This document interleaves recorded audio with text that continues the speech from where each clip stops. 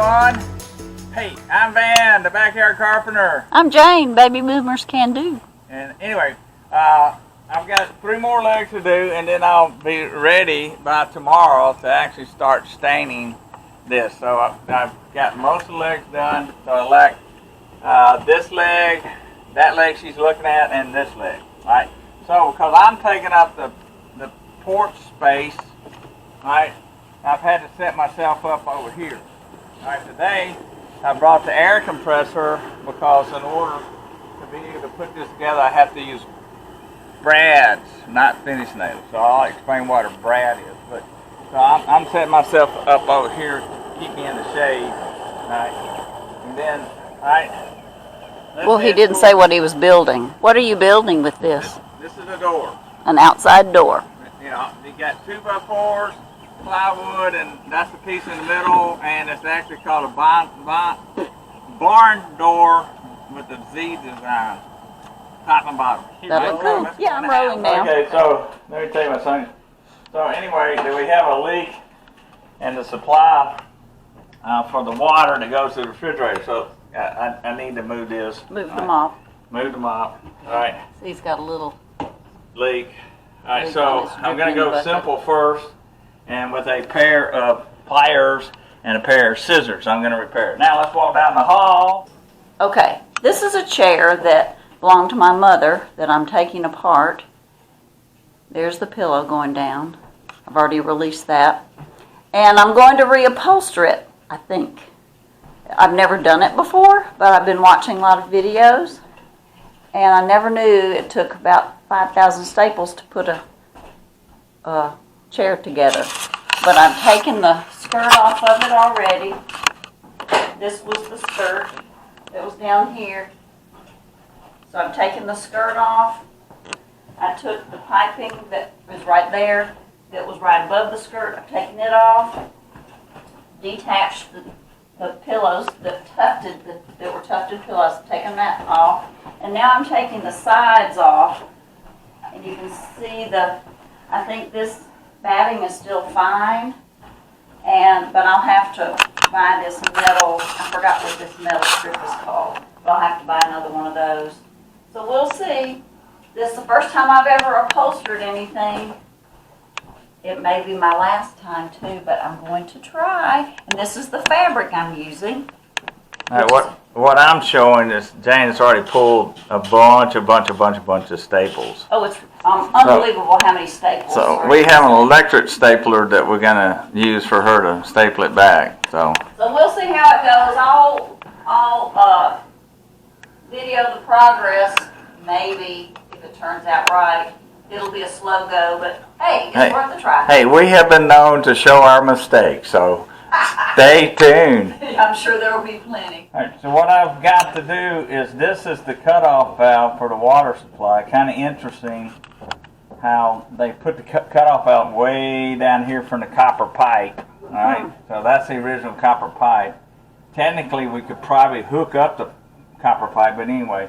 But this is where the cutoff valve is. Now, I'm going to take a pair of pliers, right, and I'm disconnecting this, all right, from, all right, may have to have another set of pliers. No, there you go. I may need that plumber's tape. That little spool of white stuff. All right, so what I'm hoping I can do is use this. Oh, this is from the refrigerator itself. Okay. Yeah, he's got some. That's plumber's tape. Just cut the thing out where the leak is. Yeah. Mm-hmm.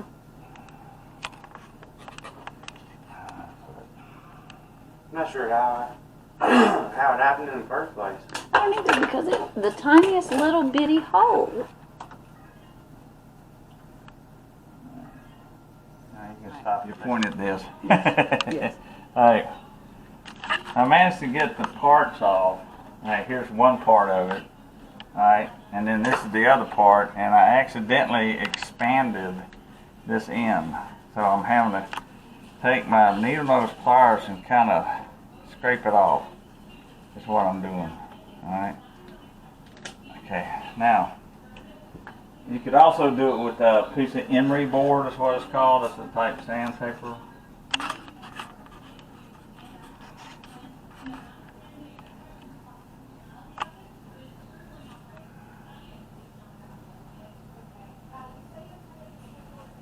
Alright.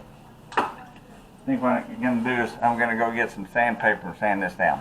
I'll be right back. So what I'm doing is I'm taking, this is 220 sandpaper. I'm going to hand this over to Jane now. Okay, this is 220 sandpaper, and I'm just doing the edges of the copper, like so, just to try to thin this down just a tad so it'll slip in that pipe. And I did some damage to it when I was trying to remove it. So here we go. Here we go.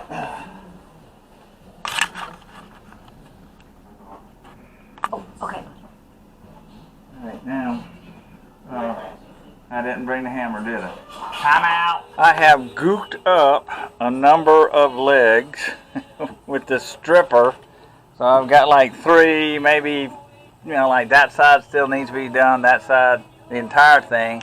Up here, the entire thing. And this one. Alright, so what I'm doing is I gook them up with the stripper, then I go over here and get ready to cut out for the door that replaces the inside door that we used outside. So I'm going to be 80 by 29 and 3/4. Yes, that is a very small door. So what I got to do is first cut the 2 sides to 80, then I'll bring out the router, and I had to route for the plywood insert that goes in the door. So let me get started. When I said that I'm going to be cutting to 80 inches on both sides, that's how tall the door is. That is to the long side. So I'm doing a 45-degree cut. So I'm going to do this side first, then measure from the long side to get my 80.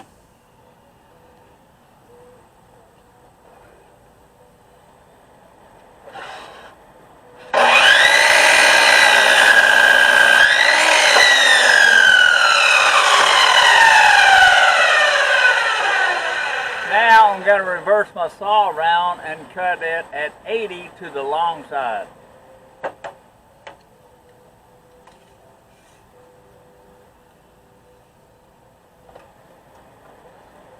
I've used my speed square to indicate where my next angle, which is opposite direction of that one. Now, long point is the longest point. So now I'm going to cut my next one. I'm going to change this around to 45.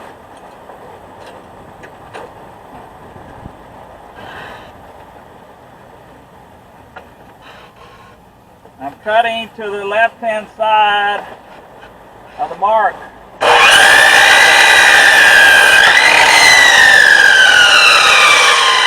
So I've got both of my sides to my door laid out, and now I've got to cut a piece across here that's 29 and 3/4. I'm going to go inside real quick, like make sure that measurement is correct. I know the 80 is correct because that's your standard door, 80 inches tall. So I went in and did a measure. You always measure twice and cut once. Kind of find out the door width is 29 and 7/8. So I adjusted and cut top and bottom at 29 and 7/8. Now I had to take these apart, use a router to make what is called a rabbet to hold the piece of plywood backing. Alright, so that's what I got to do now. Routing. Okay, I'm about to route this the smaller piece, which is 29. I'm going to be using a groove bit. It looks like this. Alright, so I've got it set at a certain depth, and now we're going to see what happens. But first, we're going to put gloves on. Safety. And I think I'll go get a clamp. See what happens.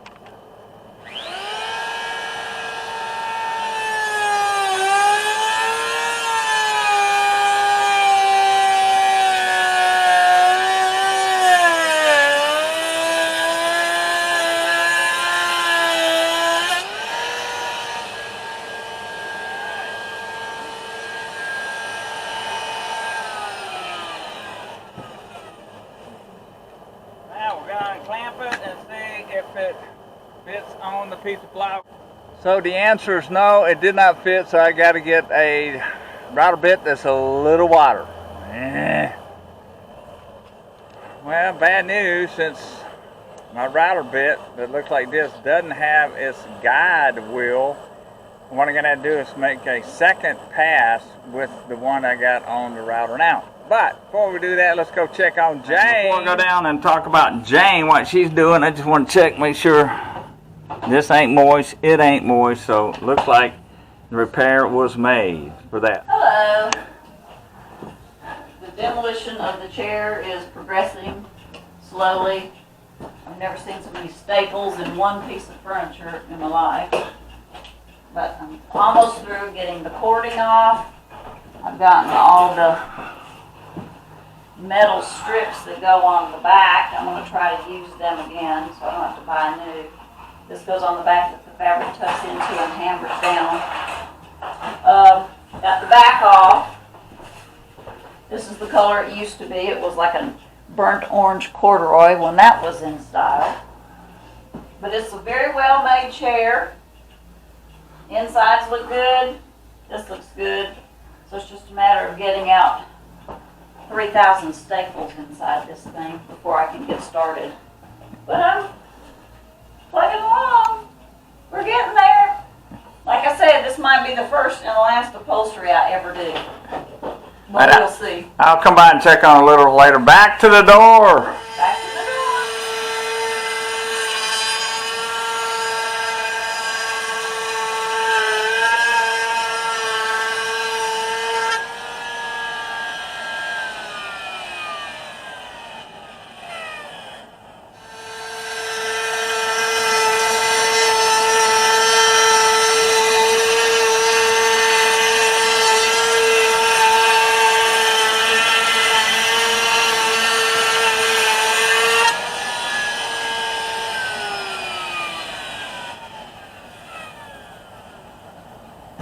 Done. Now it's a matter of screwing this together.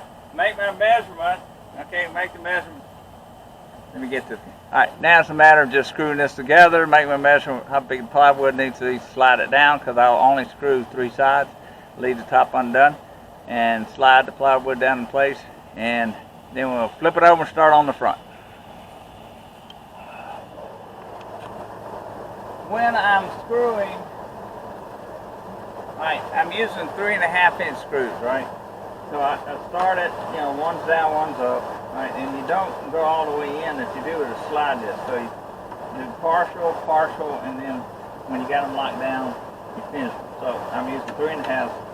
One's up, one's down, all right? Although I got the door frame underneath this, I put a couple of 2x4, sacrificial 2x4. So when I run across here, I'm just going to go all the way down 24. And then the other one will be 76. So there's no way the blade is going to hit my base door.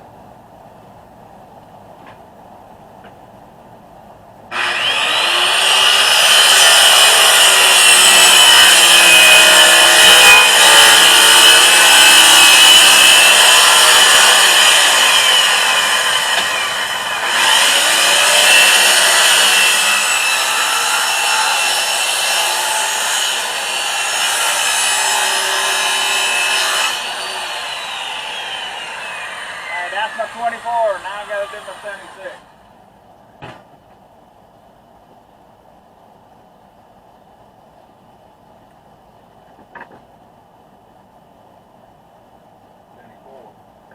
Oh, sorry about that, it's 74.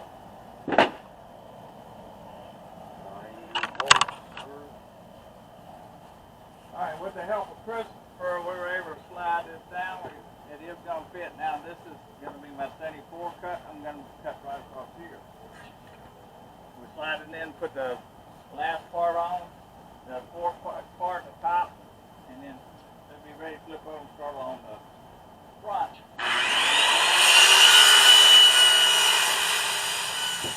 This is our final piece that goes right here. Oh, looks good. Yeah. Oh yeah, there you go. Ah, beautiful. Now all I got to do is screw it together.